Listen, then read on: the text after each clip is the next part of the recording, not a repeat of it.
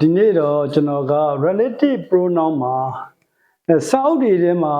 သူသဖြင့်ကျောင်းစာအုပ်ထဲမှာတွေ့ရအရန်နဲပေမဲ့အရန်ကိုအသုံးဝင်တဲ့ relative pronoun လေးအကြောင်းနည်းနည်းလေးပြောပြခြင်းတယ်အဲ့ဒါလေးမပြောခင်မှာပြီးခဲ့တဲ့ဗီဒီယိုမှာကျွန်တော်ပြောခဲ့တယ်မင်းကားငှားခဲ့တဲ့သူရဲ့နာမည်ကဘာလဲအဲ့ဒါကျွန်တော်အိမ်စာပေးလိုက်ပြီလေအဲ့ဒါလို့ကျွန်တော်ပြန်ရှင်းပြနေပါတယ်မင်းကားငှားခဲ့တဲ့သူရဲ့နာမည်ကဘာလဲအဲ့ဒီနှစ်ပိုင်းပိုင်းမယ်အဲ့ဒီလူရဲ့နာမည်ကဘာလဲအဲ့ဒီလူရဲ့နာမည်ကဘာလဲဆိုရင် what is the name of the man လူရဲ့နာမည်ကဘာလဲအဲ့လူရဲ့နာမည်ကဘာလဲတပိုင်းတိုင်းမင်းဒီသူ့ရဲ့ကောင်းငှားခဲ့သည်မင်းကသူ့ရဲ့ကောင်းငှားခဲ့သည် you hired his car မင်းကသူ့ရဲ့ကားကိုငှားခဲ့သည်အဲ့ဒီလူရဲ့နာမည်ကဘာလဲအဲ့နှစ်ခုကိုပေါင်းရေးတယ်မင်းကားငှားခဲ့တဲ့သူလူတော့လူ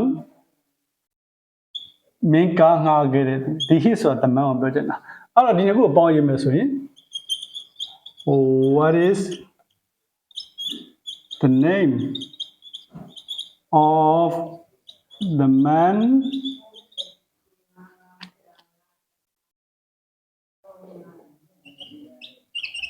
whose car you hired မင်းကားငှားခဲ့တဲ့သူရဲ့နာမည်ကဘာလဲအဲ့တော့ဒီမှာကျွန်တော်ပြောပြခြင်းနဲ့နောက်တစ်ကြောင်းကျွန်တော်မှာစာကြိုးစားကြတဲ့ကျောင်းသားတွေရှိတယ်ဒါတော့ရိုးရိုးလေးပေါ့ကျွန်တော်မှာအားလုံးကစာကြိုးစားတဲ့ကျောင်းသားတွေရှိတယ်အဲ့ဒီကိုကျွန်တော်တို့ခွဲပြောမယ်ဆိုကျွန်တော်မှာကျောင်းသားတွေများစွာရှိသည် I have many students I have many students သူတို့ဒီစာကြိုးစားကြသည် they are hardworking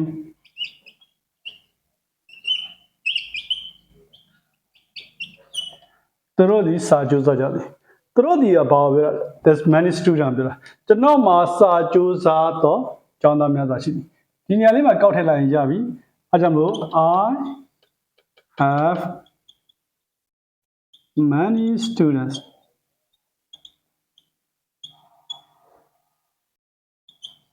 who are hardworking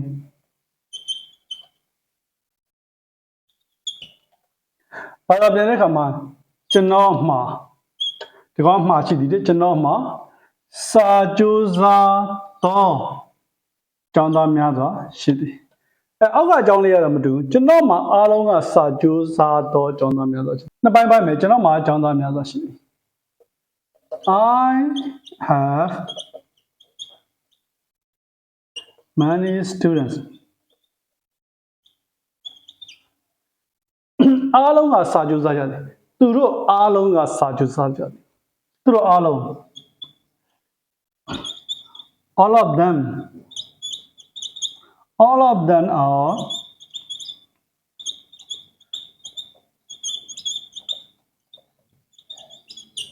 hardworking အားလုံးကစာကြိုးစားကြတယ်အဲ့တော့ဗမာလိုဆိုရင်တော့ကျွန်တော်မှာအားလုံးကစာကြိုးစားတော့ကျောင်းသားများစွာရှိတယ်ဗမာလိုတော့နည်းနည်းထောက်ရမယ်အင်္ဂလိပ်လိုမှာတော့ပေါင်းရတဲ့ကမှာစာကြောင်းလေးကအရန်ကိုလာတယ်အဲ့တော့ဒီမှာကျွန်တော်တို့က his ကိုတွေ့တဲ့ခါမှာ whose ကိုပြောင်းလိုက်တယ် they ကိုတွေ့တဲ့ခါမှာ subject ပုံစံ who ကိုပြောင်းလိုက်တယ်ဒီမှာကျအဲ့လိုမဟုတ် all of them အဲ့တော့ကျွန်တော်မှာအားလုံးကစာကြိုးစားသောကျောင်းသားများစွာရှိသည် I have many studentsအားလုံးကစာကြိုးစားတော့လေးဖြစ်ရမယ် all of whom are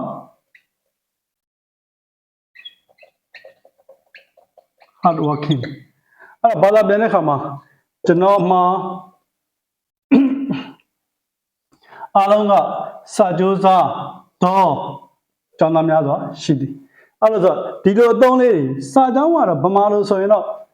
နှစ်ကြောင်းခွဲပြမှာကောင်းမယ်ကျွန်တော်မှကျောင်းသားများသာရှိသည်သူတို့အားလုံးကစာကြိုးစားကြတယ်ဒါပေမဲ့အင်္ဂလိပ်လိုရေးတဲ့အခါမှာတစ်ကြောင်းချင်းစီဆိုရင်တော့